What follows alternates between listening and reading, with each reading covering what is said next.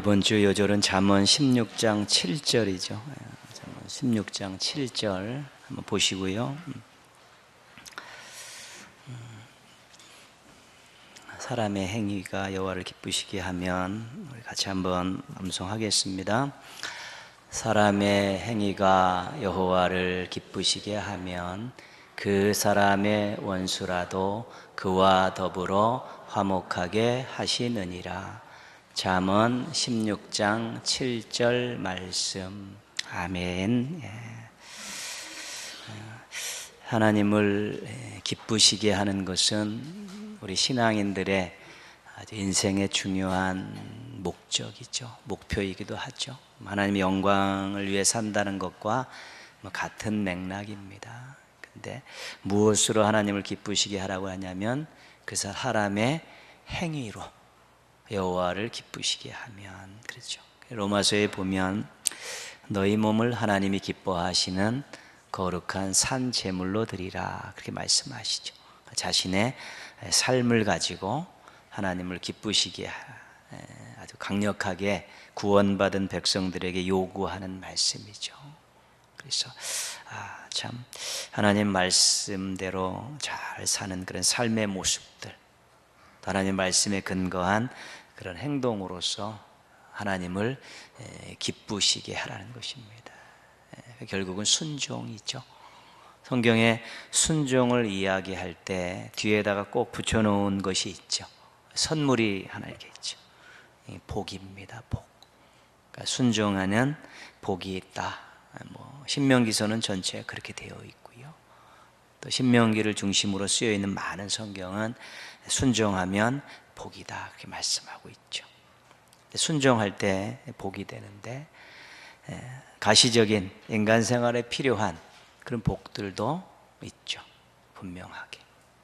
그렇지만 정말 하나님께서 주시는 내적인 평안과 또 기쁨과 감사와 이런 내적으로 보이지 않는 그런 엄청난 복들도 있습니다.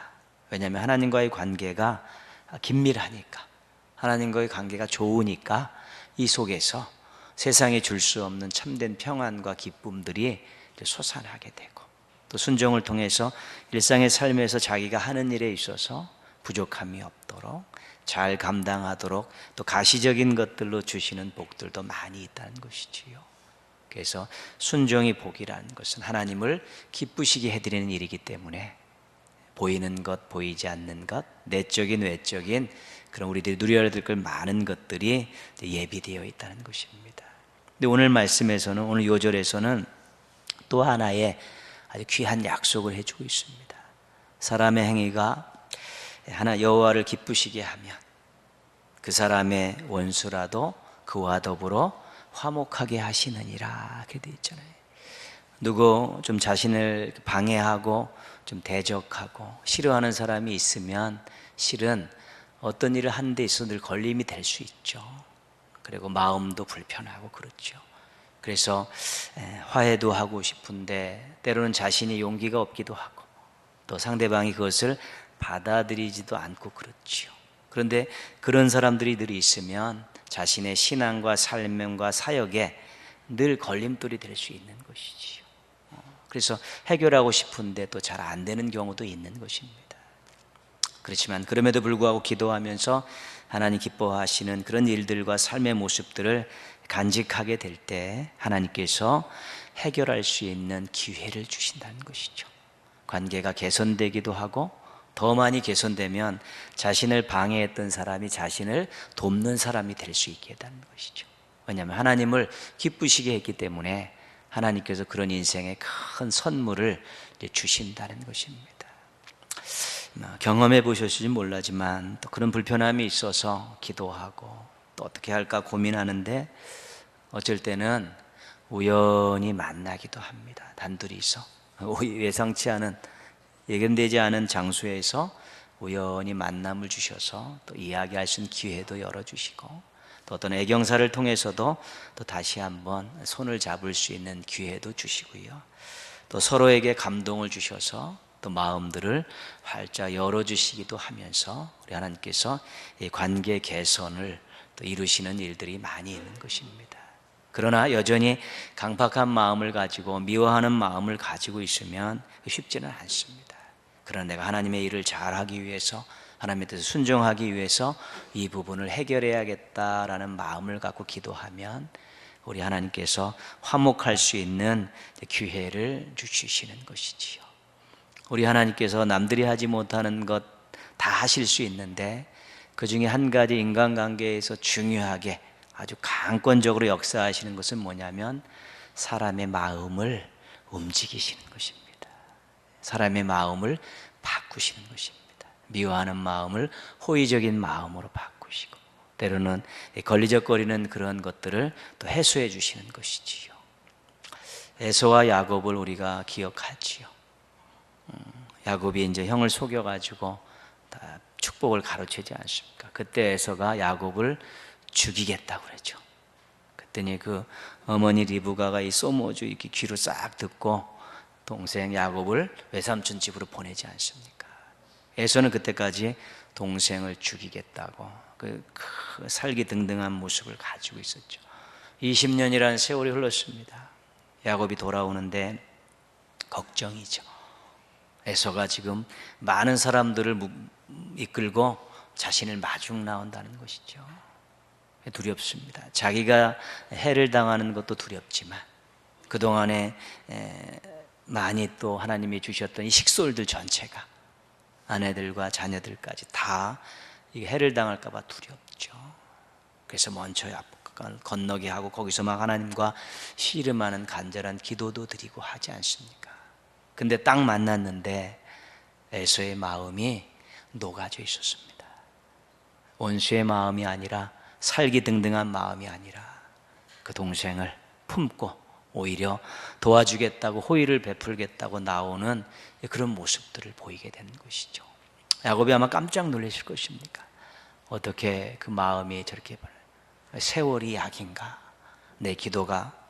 그렇지만 제 야곱이 20년 동안 살면서 그 모진 힘든 일을 당하면서도 그가 그래도 하나님 뜻대로 살려고 노력했고 마지막 순간에 하나님께 맡기고 처절하게 기도하고 씨름했던 그런 부분들을 하나님께서 좋게 보시고 에서의 마음을 바꾸셨습니다. 예전에 자신을 죽이려 했던 마음이 아니라 지금은 사랑하는 동생으로 대하고 오히려 호의를 베풀려는 마음으로 바꾸어 주신 것이지요.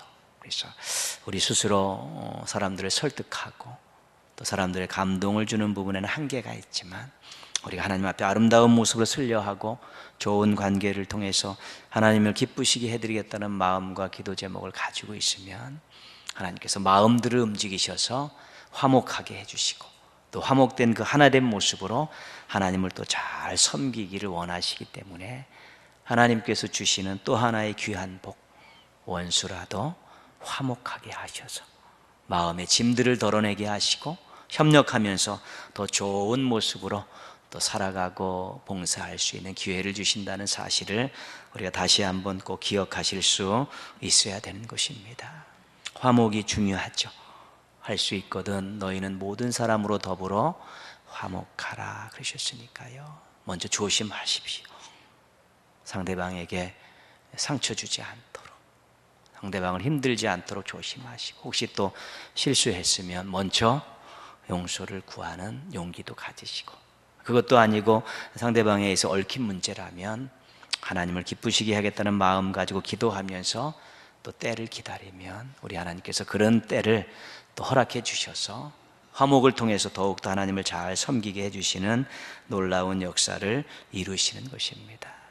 하나님께서는 좋은 관계를 원하시고 화목한 공동체를 원하시는 분입니다. 그래서 우리가 기도하면서 하나님을 기쁘시게 하면서 좋은 관계, 화목한 공동체를 만들 귀한 뜻을 가지고 노력하면 반드시 또 그런 관계와 공동체를 통해서 새로운 기쁨을 맛볼 수 있게 해 주실 것입니다.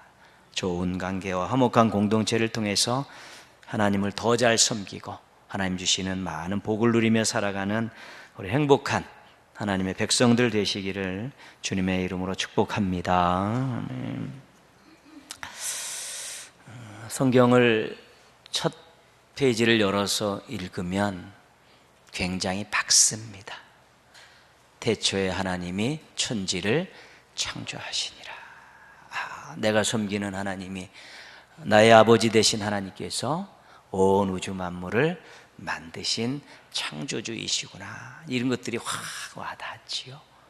그러면서 하나님께서 그 천지 만물을 만드시는 내용들이 나오고 거기서 인간을 만드시는 그 내용이 나오죠. 하나님의 형상으로 하나님과 깊은 관계를 맺고 하나님의 뜻을 받들어서 이 세상에 통치자 역할을 할 수 있는 귀한 자격을 주신 것들을 발견하고, 하나님께서 또 서로 홀로 독처하는 것이 좋지 않아서 가정을 만들 수 있도록 배우자를 주시는 그런 내용들을 보면서 1장, 2장은 굉장히 밝습니다.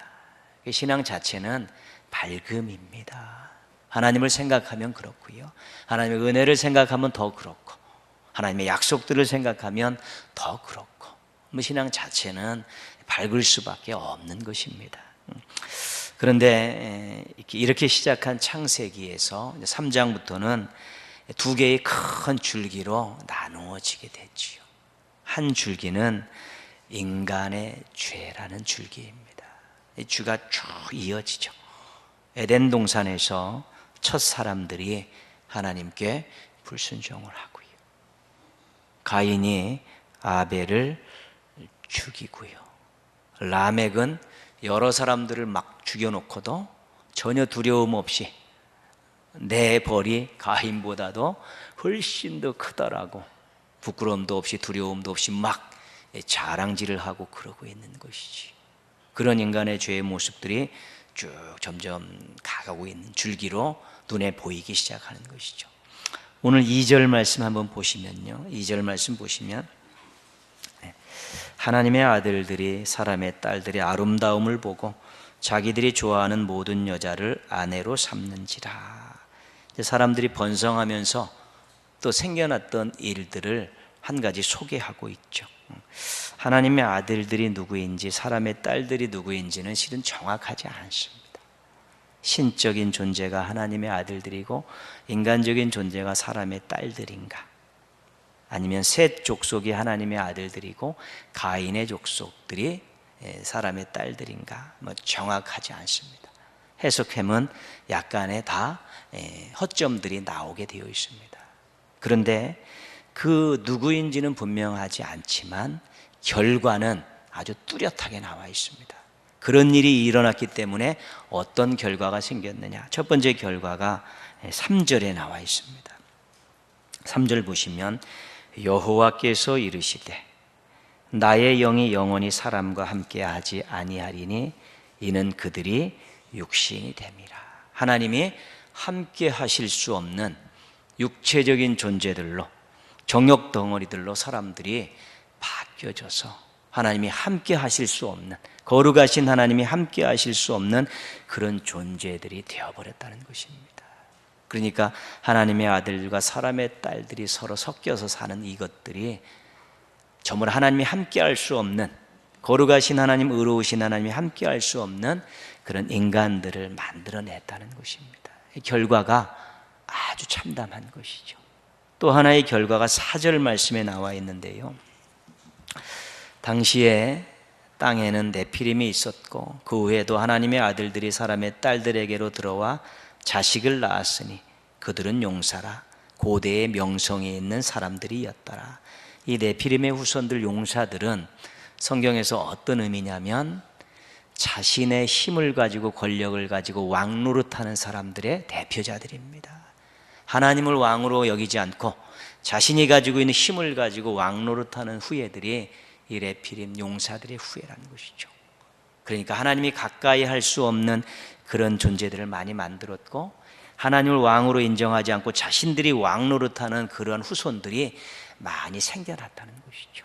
하나님의 아들들과 사람의 딸들이 함께 그런 결합한 문제로 인해서 생겨난 일들이 엄청난 결과를 만들어냈다는 것입니다. 그래서 아담과 하와는 하나님과의 관계 속에서 개인적으로 죄들을 지었습니다. 불순종했고요. 가인과 아벨은, 가인은 인간 관계 속에서 1대1의 관계 속에서 아벨을 죽이는 그런 죄를 졌습니다. 라멕이라는 사람은 자신 혼자서 여러 사람들을 죽이고 여러 사람들을 힘들게 하는 일대 다의 죄를 지은 것입니다. 그런데 이 시대에는 어떤 죄였냐면 전 사회적인 죄였다는 것입니다. 아니 모든 그 표현을 우리가 5절에서 볼 수 있죠. 5절에서 보시면 같이 한번 읽겠습니다.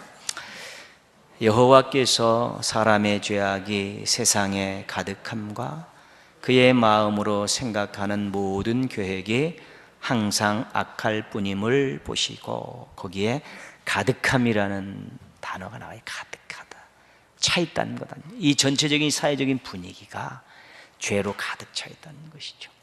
요전 성경에는 뭐 관영하다 뭐 그런 표현이 않습니까?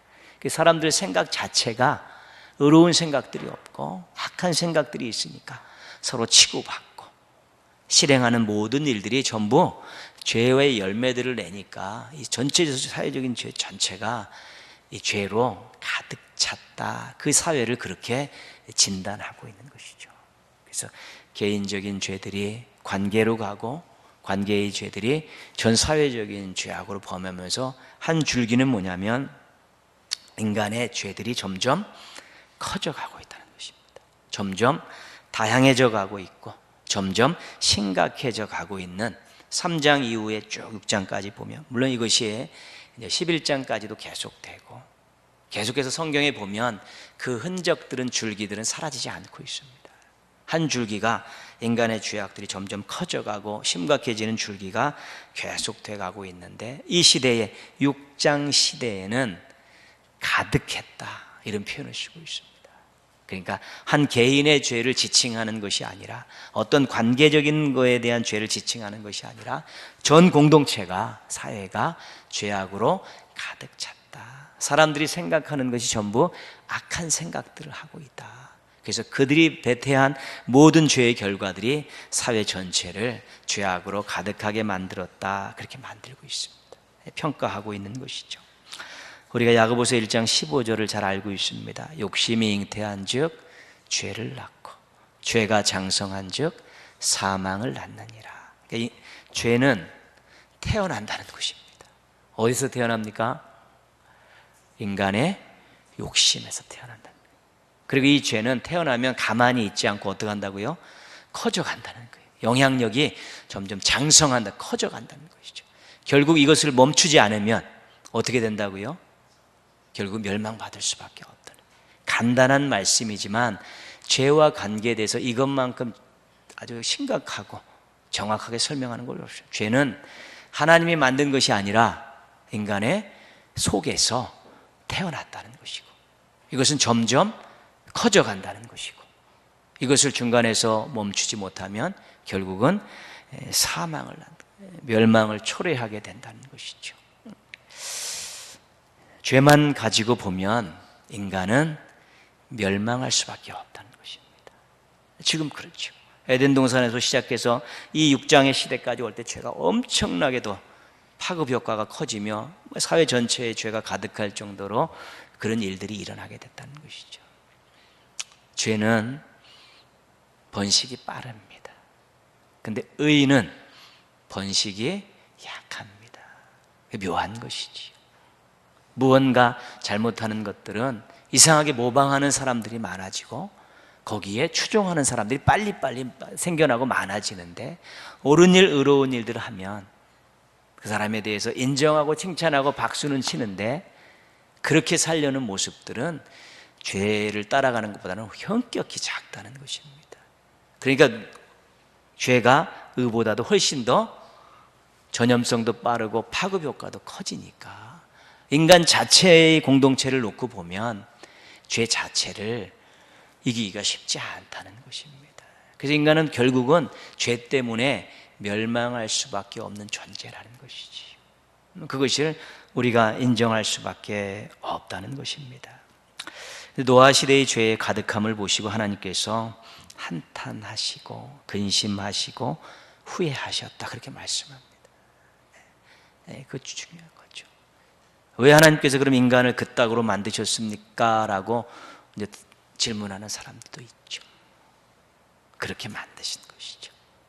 선악과에서 우리가 말씀드렸듯이 분명한 의지를 가지고 선택할 수 있는 의지를 주셔서 정말 하나님의 왕이시기 때문에 내가 하나님 뜻에 순종하겠다라고, 하나님이 원하시기 때문에 내가 순종하겠다고, 하나님의 뜻이기 때문에 내가 순종하겠다는 의지를 가지고, 고백을 가지고 순종하기를 원하셨는데, 그렇게 만드셨는데 인간들이 하나님의 왕이심을 거부하고 하나님의 명령을 콧방귀 끼면서 생각하고 자기의 욕심을 앞세우다가 결국은 죄를 짓고 불순종함을 짓게 됐다는 것입니다. 그래서 하나님께서 그 모든 것들을 이제 심판을 작정하시는 것입니다. 그런데 8절 말씀 한번 보시죠. 8절 말씀 같이 읽겠습니다. 그러나 노아는 여호와께 은혜를 입었더라. 무슨 단어가 나옵니까? 여태까지 무슨 단어가 계속 나왔습니까? 죄라는 단어가 계속 나오는데 지금 여기 와서 무슨 단어가 나옵니까? 노아 때 와서 은혜라는 단어가 나오는 것입니다. 은혜라는 단어가 나오죠. 노아라는 한 사람을 소개하는데 은혜 받은 사람이다, 그렇게 소개를 하고 있죠. 그러면서 그 사람에 대한 자세한 설명을 9절에서 하고 있습니다. 이것이 노아의 족본이라. 같이 한번 읽겠습니다. 노아는 의인이요 당대의 완전한 자라. 그는 하나님과 동행하였으며. 의인이라는 것은 하나님과의 관계가 좋은 사람이라는 것이고요, 완전한 것은 말씀대로 살려고 노력했던 사람이고, 또한 하나님과 동행했다는 것, 늘 하나님께 묻고 그렇게 갔다는 것입니다. 지금 노아 시대의 세상 분위기를 아까 뭐라고 말씀합니까? 죄악이 가득했다고 그러지 않습니까? 가득했고 사람이 생각하는 것이 모두가 다 악하다 얘기했는데 그 중에 누가요? 노아는 하나님과의 관계가 좋고 말씀대로 살려 하고 하나님과 물으면서 동행하는 삶을 살았기, 하나님께서 그 사람에게 은혜를 베푸셨다는 것입니다. 그 노아에게 은혜를 베푸시면서 하나님께서 노아에게 명령하신 게 뭐냐면 방주를 만들어라. 네 가족들과 동물들 내가 규정한 그 수만큼 그 방주에 실어라. 이런 명령을 내리고 계신 것입니다. 하나님께서 설계도를 주시면서 또 그 가족들과 생물들의 그 종류대로 들어갈 그 숫자를 다 가르쳐 주시면서 먹을 양식을 준비케 하시면서 하나님께서 노아를 통해서 무엇을 계획하시는 겁니까? 구원을 계획하시는 것입니다. 근데 구원을 누구를 통해서요? 노아를 통해서. 노아는 어떤 사람입니까? 하나님께 은혜 받은 사람이라는 것이지. 그래서 또 하나의 인간의 죄의 줄기가 쭉 가는데 또 한편에서 어떤 줄기가 시작된 겁니까? 하나님의 은혜의 줄기가 쭉 따라가는 것이지요. 왜요? 죄로 인해서 죄가 가득한 세상을 그대로 방치하면 인간들은 멸망할 수밖에 없는데 하나님께서 그들을 구원하시기 위해서 은혜의 또 한 줄기를 같이 흘러가게 하시는 것이지요. 창세기 3장에서 아담과 하와 첫사람들이 죄를 짓고 에덴 동산에서 쫓겨납니다. 그때 하나님께서 그들에게 가죽옷을 입혀주시지요. 추위라든가 여러 가지 보호하는 장구들이 있지요. 가인이 두려워 떨면 내가 세상에 유리방황하게 되는데 사람들이 나를 만나면 죽일 것입니다. 그랬더니 하나님께서 표를 주십니다. 이 표를 가진 가인을 절대로 사람들이 죽지 못하게 한다는 것입니다. 그리고 이 죄가 세상에 가득한 이 시대에, 이제 멸망이 얼마 남지 않은 이 시대에 누구를요? 은혜 받은 노아를 통해서 하나님께서 또 방주를 통한 구원의 계획들을 지금 짜고 그것을 실천하고 계시다는 것입니다. 그래서 하나님께서는 정말 죄로 인해 죽을 수밖에 없는 인생들이지만 죄를 이길 수 있는 것은 은혜밖에 없는 것입니다. 그렇죠. 그럴 수밖에 없죠. 그래서 은혜의 줄기도 또 한 줄기로 또 흘러가게 하시면서 멸망을 끝이 다 갔지만 또 다시 하나님께서 계속 기회를 주시면서 구원하시면서 그 역사를 이루어 가시는 것입니다. 22절 말씀 보시면요. 22절 말씀 보시면 같이 한번 읽겠습니다. 노아가 그와 같이 하여 하나님이 자기에게 명하신 대로 다 준행하였더라. 은혜 받은 노아가 하나님께 순종하는 것이죠. 그러니까 순종이라는 것은 하나님의 명령에 자기의 뜻을 굽히고 따라가는 것인데, 그 순종을 통해서 어떤 일이 일어나는 겁니까? 하나님이 원하시는 일들이 진행돼 가는 것입니다. 그러니까 하나님께서 누구를 사용하시는 거냐면 순종하는 사람을 사용하시는 것입니다. 중요한 내용이죠. 우리가 12장에 가면 누가 나옵니까? 아브라함 나오죠. 너는 너의 본토 친척 아비집을 떠나 내가 내게 지시할 땅으로 가라. 그때 아브라함이 무엇을 합니까? 순종을 하는 것이지요. 하나님의 은혜의 역사를 풀어가는데, 그 역사의 징검다리마다 누구를 세우시냐면 순종하는 사람들을 세우시는 것입니다. 은혜를 알고, 하나님 베푸신 은혜를 알고 순종하는 사람들을 세우시며 구원의 역사를 이루어 가시는 것이지요. 그러다가 우리가 그 절정을 어디에서 만나냐면 십자가에서 만나는 것입니다. 예수님께서 내 자신의 생명을 들여서 인간의 죄를 해결하시고 인간에게 구원을 베푸신 최고의 장소가 십자가 아닙니까? 십자가는 우리에게 있어서 은혜의 자리입니다. 왜냐하면 거기에 죄로 인해서 내가 달려 있어야 되는데, 우리가 달려 있어야 되는데, 하나님께서 은혜를 베푸셔서 예수님을 대신 달리게 하시고 그 십자가에 달리신 예수님을 믿게 하심으로 우리의 죄를 해결해 주셔서 멸망에서 생명으로 옮겨주신 것입니다. 그 십자가는 우리가 바라볼 때 은혜의 자리입니다. 은혜의 절정이라는 것이지요. 시대마다 하나님의 그 은혜에, 죄악이 가득한 그곳에 은혜의 충만함을 허락해 주셔서 사람들을 통해, 어떤 일들을 통해서 구원의 길들을 계속 안내해 주시고, 그것이 십자가에서 절정을 이루면서 지금은 어떤 그것이 아니라 누구든지 십자가에 달린 예수 그리스도를 믿음을 통해서 죄의 문제를 해결함 받고 멸망길로 가던 사람들이 생명의 길을 가고 마귀의 자식들이 하나님의 자녀로 바뀌고요. 그러한 놀라운 구원의 역사들을 이제 경험하게 되었다는 것이죠. 그래서 은혜 아니면 안 되는 것입니다. 그래서 은혜가 중요한 것입니다. 제일 중요한 건 뭐냐? 죄의 문제에 있어서 은혜가 정말 중요한 것입니다.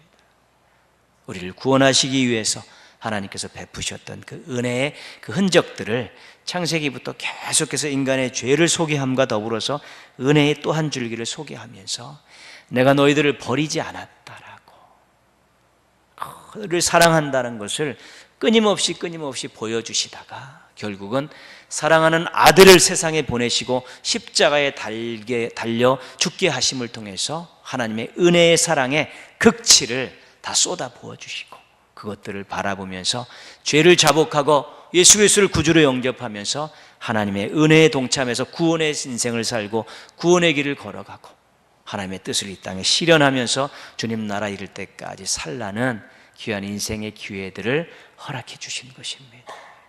우리가 태어나서 언젠가는 한번 죽게 되어 있죠. 근데 예수님을 만난 그 다음부터의 인생은 우리에게 새롭게 주신 인생입니다. 한 번 더 우리의 죄를 해결해 주시고 은혜로 주신 인생이기 때문에 예수님을 만난 그 후의 인생은 만나기 전의 인생과는 다를 수밖에 없습니다. 은혜로 시작된 인생이기 때문에 나를 구원해 주신 하나님의 뜻을 받들어서 살아야 되고, 그분을 기쁘시게 해드려야 되고, 그분의 뜻을 이 땅에 펼쳐드리고 그분이 살아계심과 사랑하심과 능력을 보여주는 삶을 살아야 되는 그러한 인생들로 바뀐 것입니다. 은혜로 시작된 인생이라는 것이죠. 지금도 세상은 죄가 아주 가득해야 합니다.